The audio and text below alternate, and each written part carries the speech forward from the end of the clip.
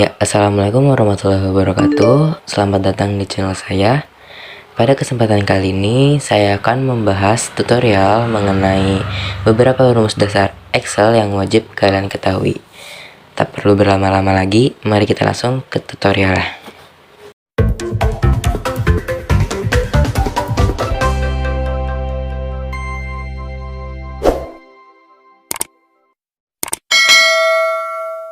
Oke, tutorial yang pertama adalah mengisi kolom nomor dengan mudah. Caranya kita tulis 1 di sini, lalu bawahnya kita tulis sama dengan, kita klik sel nomor 1 yaitu B4, lalu kita ketik plus 1, enter. Nah, nanti otomatis akan terganti menjadi angka 2. Untuk bawahnya kita hanya perlu tarik ke bawah seperti ini, dan otomatis akan terisi dari 3, 4, 5 dan seterusnya. Oke, tutorial yang kedua yaitu kontak. Kontak digunakan untuk menghitung jumlah sel yang sudah terisi. Di sini memiliki contoh, ada sel yang kosong dan kita ditugaskan untuk menghitung jumlah sel yang sudah terisi. Caranya gampang, yaitu sama dengan kontak, buka kurung, lalu kita blok atau kita pilih kolom atau sel yang kita ingin hitung dari E4 dan E18 ya. Kita tutup kurung, enter. Otomatis akan terhitung jumlah sel yang terisi berjumlah 10. Dan untuk kolom sebelahnya, itu kolom bahasa Indonesia dan bahasa Inggris, kita hanya perlu menarik garis ke kanan. Otomatis akan terisi atau terubah menjadi angka 9, atau jumlah sel yang sudah terisi adalah 9. Oke, selanjutnya adalah CONIF. CONIF digunakan untuk menghitung jumlah sel pada kasus tertentu. Misalkan di sini kita ingin menentukan jumlah laki-laki dalam satu tabel dan jumlah perempuan dalam satu tabel ini. Karena di subjeknya berbeda antara laki-laki dan perempuan, kita menggunakan rumus CONIF. Rumusnya yaitu sama dengan CONIF, buka kurung, kita pilih blok jenis kelamin,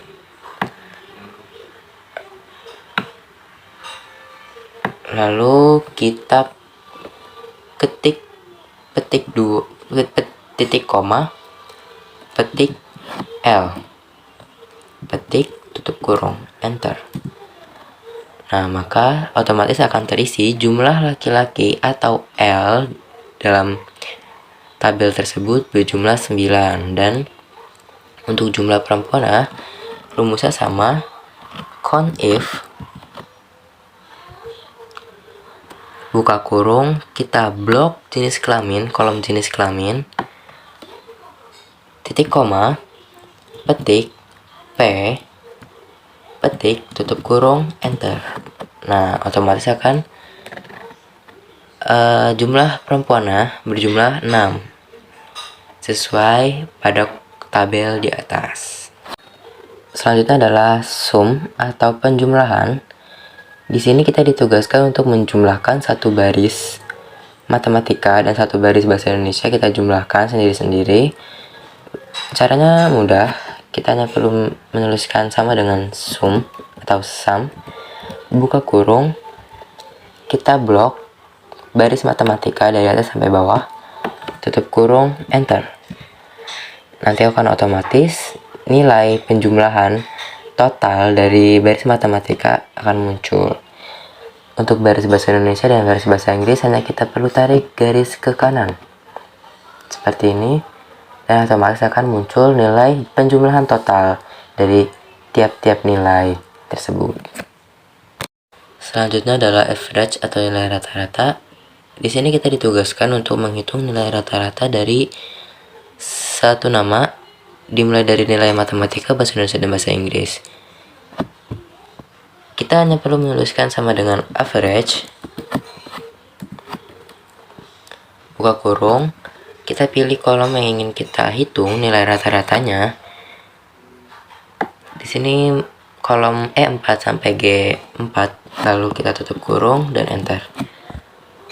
Nanti otomatis nilainya akan muncul. Untuk nilai yang lain, kita hanya perlu tarik ke bawah. Otomatis nilai akan muncul seperti ini. Oke, selanjutnya adalah rumus if. If biasanya digunakan untuk menentukan sebuah keterangan. Biasanya keterangan lulus atau tidak lulus. Oke, kita di sini contohkan sama dengan if buka kurung, pilih sel yang ingin kita hitung sebagai acuan, yaitu H4. Lalu jika nilai kurang dari 80, maka kita nyatakan tidak lulus. Kurang dari 80, titik koma, tidak lulus.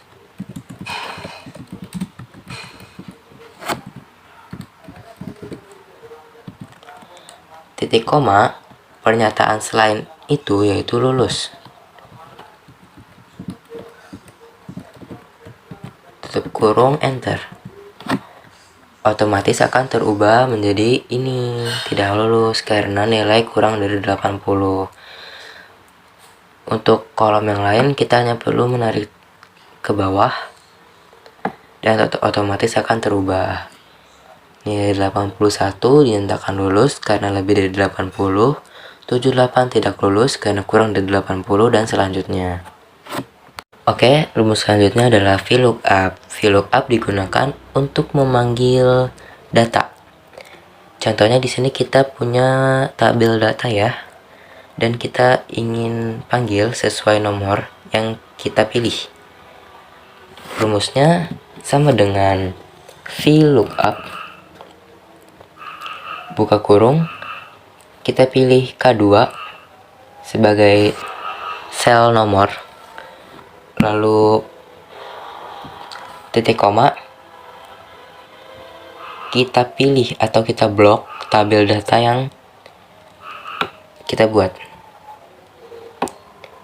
B4 sampai I18, lalu titik koma lagi. Karena ini nama dan nama ada di tabel kedua ya, 1, 2, tabel kedua, maka kita ketik 2, lalu tutup kurung, enter. Nah, agar tidak error, kita kunci. Caranya kita blok K2 dan I18 ini, lalu ketik F4 atau Fn plus F4. Nah, nanti akan muncul simbol seperti ini, simbol dolar atau tandanya sudah terkunci. Jika sudah, enter. Untuk selanjutnya sama ya, kita tarik aja. Nah, ininya kita ubah 3, enter.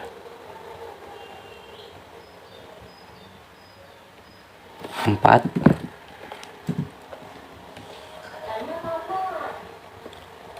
5, belakangan kita ubah sesuai kolom si subjek.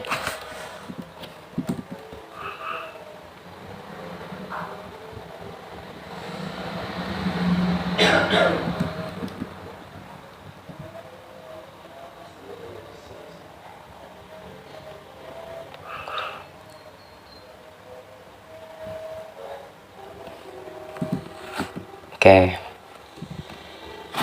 Nah, jika sudah seperti ini, kita bisa bebas mengganti angka yang ada di sini. Misalkan kita pilih angka 6, nanti akan keluar secara otomatis sesuai dengan tabel yang sudah tersedia di sini. Tabel yang tersedia. Misalkan kita pilih angka 4, maka otomatis akan keluar data di nomor 4. Itu Budi, laki-laki matematika 80, bahasa Indonesia 80, bahasa Inggris 95, rata-rata 85, dan keterangan lulus. Oke, selanjutnya adalah HLOOKUP. HLOOKUP biasanya dipergunakan untuk menghitung sebuah persentase atau bisa digunakan untuk menghitung sebuah pajak. Di sini terdapat contoh tabel, ada golongan, nama, jenis kelamin, gaji pokok, tunjangan transportasi, dan berapa jumlah pajaknya. Kita menghitungnya gampang. Rumusnya yaitu sama dengan HLOOKUP, buka kurung, pilih sel kode golongan. Sini sel kode golongan si subjek yaitu A ada di B4. Lalu titik koma, kode sel pajak. Kode sel pajak itu ini ya, potongan pajak. Tuh. Ini. Kita blok dari J4 sampai L5. Oke. Titik koma 2. Kenapa 2? Karena ini persentase ini ada di kolom kedua. Oke, tutup kurung dikali gaji pokok. Kita klik gaji pokok di E4. Oke. Enter. Maka pajaknya akan otomatis terisi 30.000. Nah, kita kunci ya. Kuncinya kita di ini J4 dan L5. Kita kunci di sini. Caranya sama. Ketik F4 atau klik Fn dan F4. Oke, jika sudah enter. Dan yang lainnya bisa kita tarik. Nah, nanti otomatis akan terisi sendiri. Oke, selanjutnya adalah lower. Lower digunakan untuk merubah huruf besar menjadi huruf kecil. Di sini kita ada contoh huruf besar dan ingin kita ubah menjadi huruf kecil. Caranya sama dengan lower. Buka kurung. Kita pilih sel yang ingin kita rubah, lalu tutup kurung, enter. Nah, nanti otomatis akan terubah huruf besar menjadi huruf kecil. Oke, selanjutnya adalah upper, yaitu merubah huruf kecil menjadi huruf besar. Caranya sama seperti lower, yaitu sama dengan upper. Buka kurung. Kita pilih sel yang ingin kita ubah, tutup kurung, enter. Otomatis akan terubah hurufnya dari huruf kecil menjadi huruf besar. Proper. Proper digunakan untuk merubah awal kata menjadi huruf besar dan sisanya huruf kecil. Di sini kita memiliki contoh kalimat yang huruf-hurufnya semula berantakan. Kita akan rubah menjadi awal katanya menjadi huruf besar. Rumusnya yaitu sama dengan proper. Buka kurung. Kita pilih sel yang ingin kita ubah, lalu tutup kurung, enter. Nah, otomatis akan terubah menjadi rapi seperti ini. Oke. Sekian video tutorial dari saya. Terima kasih sudah menonton. Wassalamualaikum warahmatullahi wabarakatuh.